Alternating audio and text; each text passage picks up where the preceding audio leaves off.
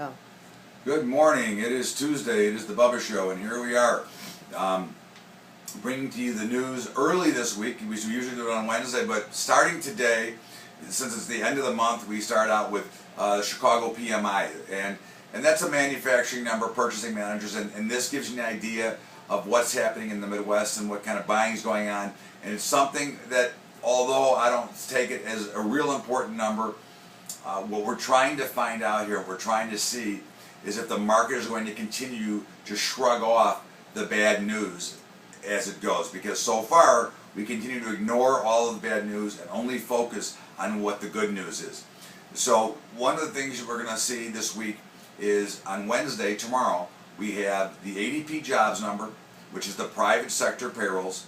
We have the conclusion and the announcement of the FOMC meeting, which will decide on interest rates. Now, I'm going to cover this more in depth on Wednesday, but this is going to be a potentially important number. We've got consumer data coming out, we've got housing data this week, and then we come into Friday, which is the granddaddy of them all, the jobs number. Now, this is important because we've had declining numbers, and we're getting conflicting reports on what the jobs actually are. But one of the things, in fact, that I can say is that in 2007 and 8, we had 7 million unemployed people. In 2013, we have 14 million unemployed people. I can say that the way that the Fed is using the money, instead of buying bonds, they should be creating the war effect and putting people back to work. But this news is going to be of some importance because the two major numbers of the week are the FOMC and the jobs number. If these numbers are major misses to if the jobs numbers are major miss to the downside, this could signal a big potential sell-off.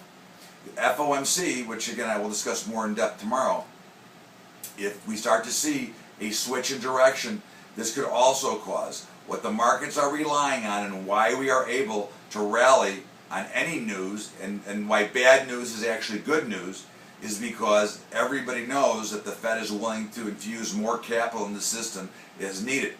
So for the market to ever get to that corrective state, it will probably coincide with the Fed announcing that they're going to start to end their program.